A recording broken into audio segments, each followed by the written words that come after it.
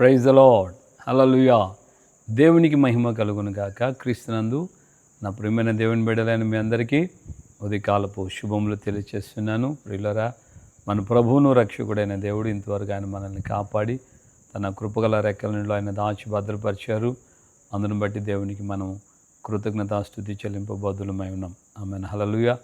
So ఈ దినపు దేవుని యొక్క వాక్య భాగంలో నుండి మనం ఒక వాక్యాన్ని మనం జ్ఞాపకం చేసుకుందాం. 138వ కీర్తన 7వ వచనంలో రాజైన దావీదు ఇలా అంటున్నాడు, నేను ఆపదలలో చిక్కుబడి ఉన్నను, నీవే నన్ను బ్రతికిస్తావు అని.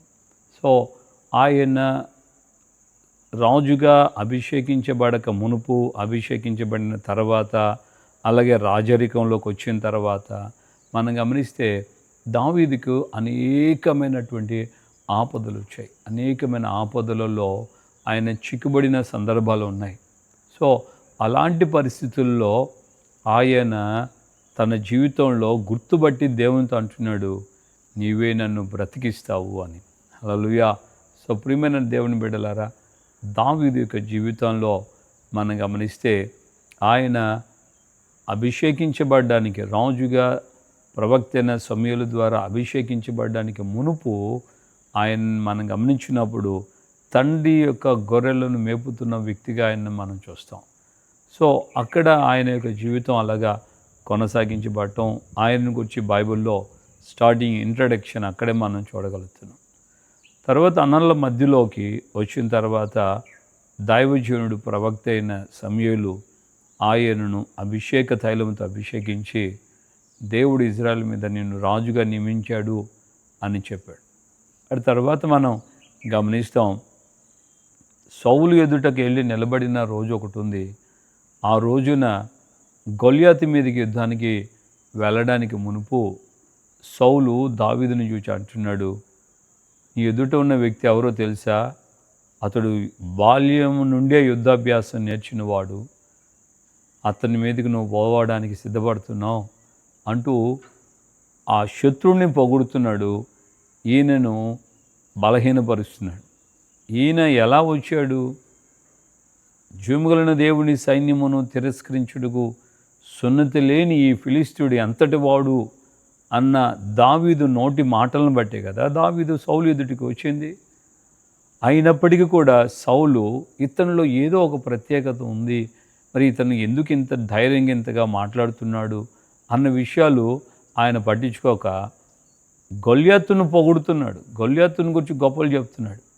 ప్రియులారా, అలాంటి సమయంలో దావీదు సౌలుతో అన్న మాట ఏంటంటే, రాజా, నేను నా తండ్రి గొర్రెలను మేపుతున్న వేళలో నా గొర్రెల మంద మీదకి ఒకసారి సింహం వచ్చింది, ఒకసారి ఎలుగుబంటి వచ్చింది.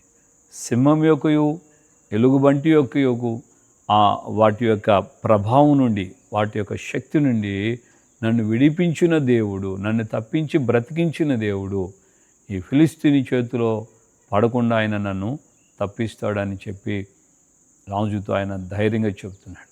హల్లెలూయా. సింహం యొక్క బలము నుండి, ఎలుగుబంటి యొక్క బలము నుండి నన్ను తప్పించాడు, లేక నన్ను బ్రతికించాడు అని దావీదు ఇస్తున్నటువంటి స్టేట్మెంట్. సాధారణమా? ఒక యవనస్తుడిగా ఉన్నటువంటి ఈ వ్యక్తి దావీదు సింహాన్ని ఎదుర్కొని సింహము నోటులో నుండి తన గొర్రె పిల్లను రక్షించుకున్నాడంటే, సింహము ఆయన మీదకి వచ్చినప్పుడు దాన్ని 2 దవడలు బట్టి చీల్చేసాను, చంపేశానని అంటున్నాడంటే, సింహము అడవికి రాజు, దాని యొక్క ప్రభావం, దాని యొక్క శక్తి అసమానమైనది. దాని ఎదుట ఒక్క యవనస్తుడిగా ఒక్కడుగా నిలబడి దాన్ని చంపటమా అనంటే సాధారణమైన విషయం కాదు. అలాగే ఎలుగుబంటి యొక్క శక్తి కూడా సాధారణమైనది కాదు. అవి 2 అంత గొప్ప బలమైనటువంటి క్రూర మృగాలే. వాటి చేతిలో నుండి ఆపదలో చిక్కుబడుతున్నటువంటి ఆ సమయంలో దేవుడే ఆ యొక్క దావీదును తప్పించాడని, లేక బ్రతికించాడని ఆయన సాక్ష్యం ఇచ్చాడు. అలాగే గొల్యాతును కూడా మనం చూస్తున్నాం. యావత్తు ఇజ్రాయేల్ యొక్క సైన్యమే భయపడిపోతుంది వాడి అరుపులకి, వాడి రంకెలకి. అలాంటి పరిస్థితిలో దావీదు ఫిలిస్తీయుని ఎదుర్కొని వాడిని చంపడానికి, వాడి మీద యుద్ధం చేయడానికి ముందుకు వెళ్ళాడు అని మనం గమనిస్తున్నాం. ఆయన గొల్యాతుతో మాట్లాడుతున్నప్పుడు కూడా అన్న మాట ఏంటంటే, యుద్ధము యెహోవాది. హల్లెలూయా. నేను కాదు యుద్ధం చేసేది, నేను కాదు నీ మీదకి వచ్చేది, నా దేవుడే వస్తున్నాడు. ఆయన నిత్యముగా ఈరోజు నీ తలను నా చేతికి ఇస్తాడు, నా చేతికి అప్పగిస్తాడు. నేను చీల్చి ఆకాశ పక్షులకి నేను వేస్తాను అని ధైర్యంగా చెప్పాడు. హల్లెలూయా. పిల్లలు గమనించాలి, ఈ 3 సందర్భాల్లోనే మాత్రం కాకుండా ఆయన రాజుగా జీవితాన్ని కొనసాగిస్తున్న వేళలో కొంతకాలానికి యుద్ధంలోకి వెళ్ళాల్సి వచ్చిన సమయం, యుద్ధంలో వెళ్ళినప్పుడు ఒక ఫిలిస్తీయుడు దావీదుకు చేరువకొచ్చి దావీదును చంపజూచాను అని మనం చూస్తాం. అలాంటి సమయంలో దావీదు యొక్క సైన్యాధిపతులు ఒకడు వచ్చి వాడిని కొట్టి దావీదును తప్పించాడు, దావీదును కాపాడాడు అన్నాడు.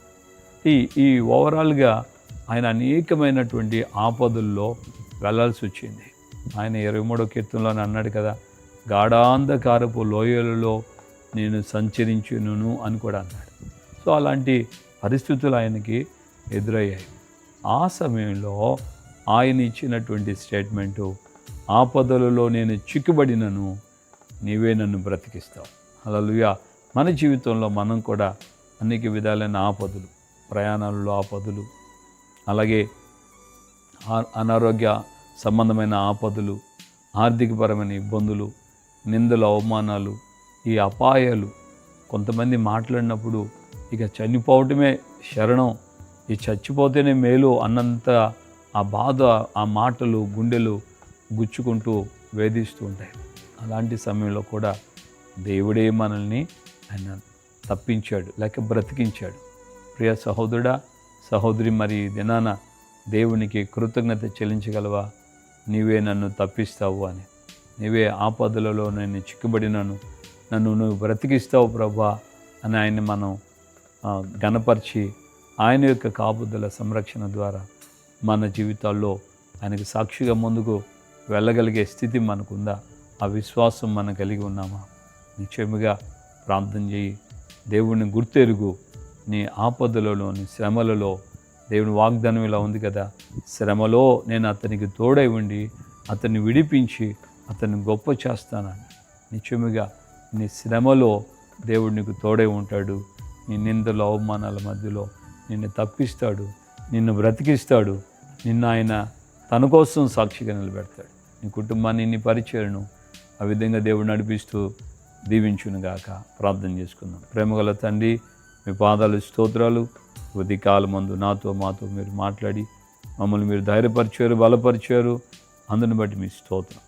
ఆయన రాజు అయిన దావీదు చెప్పినట్లుగా ఆపదలలో నేను చిక్కుబడినను నీవే నన్ను బ్రతికిస్తావని 138వ కీర్తన 7వ వచనంలో ఆయన మనసారా మిమ్మల్ని స్తుతించి గణపరిచినట్లుగానే ప్రభువా, ఈ దినాన నీ బిడలైన మేమందరము కూడా మా జీవితాల్లో ఎదురవుతున్నటువంటి సమస్యలు, పోరాటాలు, శ్రమలు, నిందలు, అవమానాల మధ్యలో మిమ్మల్ని మేము గణపరుస్తూ మీరే మమ్మల్ని, మా ప్రాణాన్ని తప్పించు దేవుడై ఉన్నారని అయ్యా మేము గుర్తెరిగి మీకు సాక్షిగా ఉండుటకు సహాయం చేయండి.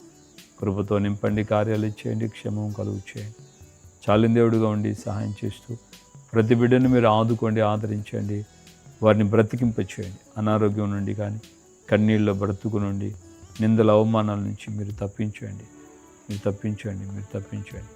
గొప్ప అభిషేకంతో మీ బిడ్డలను నింపండి, ఆదరించి బలపరిచి మీ ఘనమైన నామం తెచ్చుకోమని యేసే నామంలో ప్రార్థన చేసి పొందున్నాము తండ్రి, ఆమేన్. మన ప్రభు అయిన యేసుక్రీస్తు కృపయు, తండ్రి అయిన దేవుని ప్రేమ, పరిశుద్ధాత్మిక అన్యోన్య సహవాసము, సమాధానం ఇప్పుడు ఎల్లప్పుడూ సకల పరిశుద్ధులకి మానుకుని ప్రభు రాకడ పర్యంతం కృపతోడే ఉండి నడిపించును గాక. ఆమేన్, ఆమేన్, ఆమేన్. హల్లెలూయా. ప్రభుపేట అందరికీ వందనాలు. నిత్యముగా ప్రభు ఆ విధంగా నీకు తోడై ఉండి నిన్ను ఆయన కాపాడి సంరక్షించి నడిపించును గాక, నిన్ను తప్పించును గాక, నిన్ను ఆయన బ్రతికించును గాక. ఆమేన్. హల్లెలూయా. ఎట్టి బాధల్లోనైనా, ఎట్టి ఆపదలోనైనా సరే ఆయన నిన్ను తప్పిస్తాడు. దేవుడు నన్ను ఎన్నోసార్లు ఎన్నో భయంకరమైన ఆపదలలో, ప్రయాణాల్లో, యాక్సిడెంట్స్లో దేవుడు నన్ను తప్పించాడు.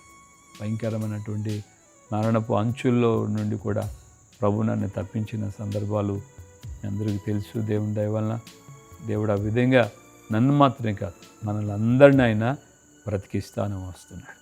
ఆయన నామఘనత కొరకు మన ద్వారా ఆయన యొక్క నామం గణపరచబడి నిమిత్తమై మనము చేయవలసిన పరిచర్య ఏమైతే ఉందో అది ఎంత చేయ నిమిత్తమై ఆయన మనల్ని కాపాడి సంరక్షిస్తూ ఉన్నాడు. ప్రభువుకి మనం కృతజ్ఞత చెల్లిస్తూ ఆయన యొక్క సన్నిధిలో ముందుకు కొనసాగించబడదాం.